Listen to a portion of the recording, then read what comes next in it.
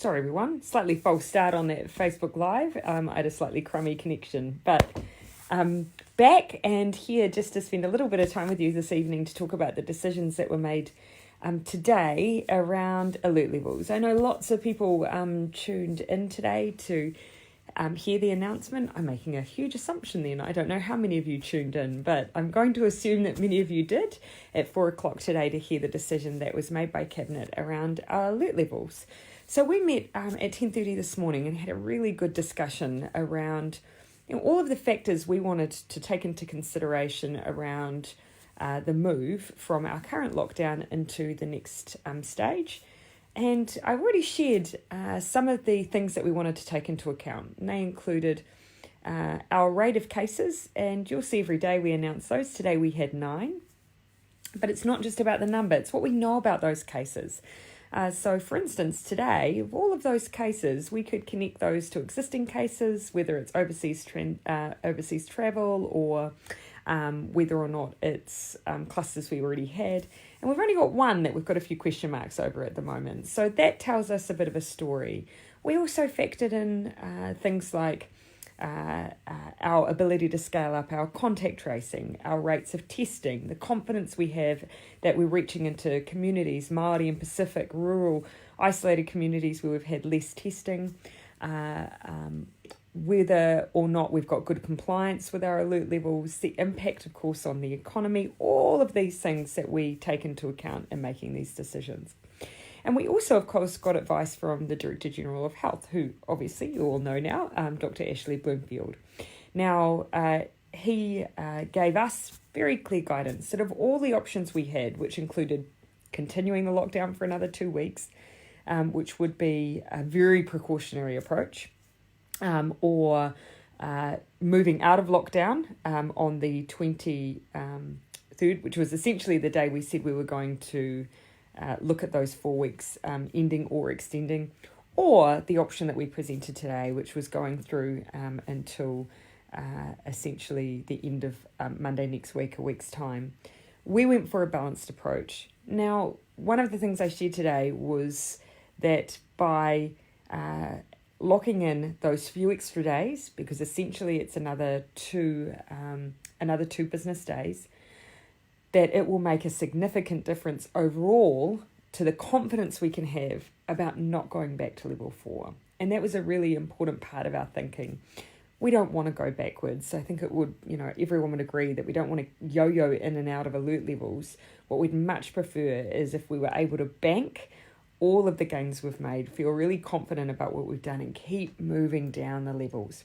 So in a week's time, we move to alert level 3, but till then, we stay at level 4, and then once we move in a week's time to alert level 3, after 2 weeks, we'll take another look at our situation, how we're tracking, and make a decision then about what happens next. But you'll keep getting all of our real-time data that we'll keep sharing. We'll keep sharing with you our testing numbers, where we're testing, the proportion of those tests that are us going out and proactively testing people at supermarkets as we've been doing. There are some plans next week to go up the coast and try and reach out to some of those more rural and isolated communities. We'll keep sharing with you all of those plans and let you know how we're doing and what they're telling us as we keep mapping out what we do next. So that just gives you a little bit of background into how we made the decision today and the kinds of things that we were factoring in. Now, usually, for those of you who tune into some of my Facebook Lives will know that as a general rule of thumb, I try and read your messages as I do my Facebook Lives, and I always do a horrific job at doing that, and today is no different as I'm glancing down at your messages, but I will have a go. So someone's just asked me whether or not we're factoring in what's happening with second waves of transmission around the world. And Stacey, that's a really good question, because we are, just like you, I look at what's happening with countries that have had some of those initial waves and may have had some success either through lockdown or other measures in getting control back. And the thing that I would say is different about New Zealand is that we've adopted a strategy of elimination. And you'll hear us talk about that sometimes. And it is slightly misleading because when you think about elimination, you think zero. And if you hear of anything, any cases, then surely that means we've failed. I think the way that I would describe it is that it's not, success doesn't mean zero COVID cases. Because we will still get cases. It means zero tolerance for COVID cases. So it means as soon as we know that we have a case, we go in straight away. We're testing around that person. We're making sure, of course, there was good testing available for them. We're testing around that person. We're isolating them, making sure they don't have contact with others. Then we do our interviews and we contact trace. We find all the people who have been in contact with them while they may have passed it on. We ask them to isolate, and that's how we keep stamping out COVID cases wherever it comes up. So it doesn't mean zero cases, it means zero tolerance for cases. And that's actually quite a different strategy than what some other countries may do. Not every country does contact tracing, for instance. It is a pretty significant exercise, but we have the capacity to do thousands of calls. And we've built a national unit to help do that, to reach out to all of the people we need to contact trace as part of our elimination strategy. Some countries have adopted what they call a suppression strategy, so just trying to keep the numbers down and manageable. But ours is a bit different, and so far we've been really successful, so we need to just keep going. I've seen a few questions about education coming up. And really happy to clarify some of the questions that might be coming up there. What we wanted to do was give some good notice because there is some planning that will need to take place for our education sector, but also for those who have businesses or work that might be eligible to restart safely under Alert Level 3. So essentially what we're saying is, look, over the next week, schools can be accessed for cleaning, and they can be accessed for preparation. We're really asking people to still stick with the same rules that we've had. Try and do these things on your own, in your bubble, without having contact with others as much as you can. And then our expectation is that next Tuesday, we've had a request to make sure that the education sector can do the planning they need. So we anticipate there'll be a teacher-only day on that day, with then schools, early childhood education and schooling up to and including year 10 being available. But please, this is the most important couple of things to keep in mind. We still want people to work from home and we want children to learn from home. So that is still our preference. We want to keep as many people at home still as possible. But if yours is a workplace that means you can't work from home, and therefore there's very little choice for you around the distance learning for your children, they will be able to access their school. But because we'll have reduced numbers, a big focus for us will be supporting schools to do that safely. So keeping kids in small groups that they are consistently in to help with almost I describe as a small education bubble. We do not expect those at risk who work in our education sector to be in school during that period, and we'll be supporting children and educators who are in that category through that period as well.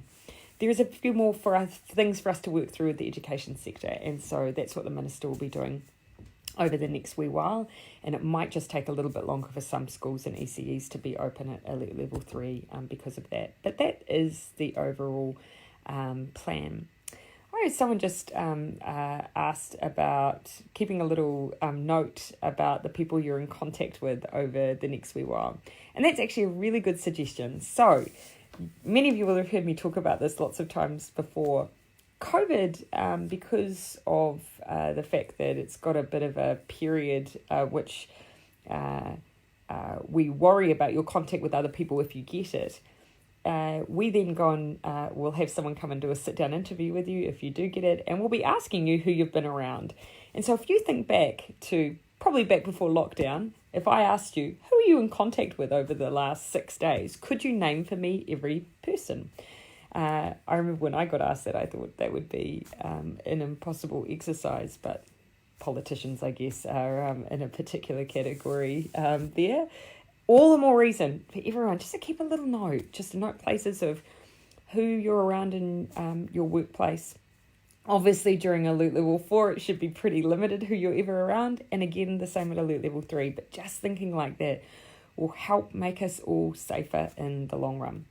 The final thing I just wanted to say tonight, before I stop jibber-jabbering and let you all go and do what I'm doing and have a cup of tea, or you could have one with me. Last thing I wanted to say is that the last thing we want as a nation is for there to be any stigma around COVID-19. The thing that will help us in the long run is if we can always find people as quickly as possible after someone gets sick. Now, the thing that will give us time back is if someone is unwell, they get tested really quickly. So then we can tell them really quickly that they have COVID-19 and that they need to stay at home. And then we can find the people they're being in contact with. So every hour counts. So if you get a niggle, if your sore throat hurts just a little bit, you get a headache, or you've got a runny nose or a cough, one of the symptoms as well is losing your sense of smell. You know, those little things, if you just don't feel yourself, stay at home, call your GP, call Healthline, and if they tell you to get a test, get one as quickly as you can. All of that buys us time. So don't be afraid to ask. There is no stigma. There's only you helping the rest of the country. So those are just some of the messages I wanted to share with you tonight. That's lovely. A little lipstick on the side of the cup. That's a nice view. Thanks for joining me really quickly. I hope everyone's looking after themselves. Remember, stay home, stay safe, be kind, and let's finish what we started. Night, everyone.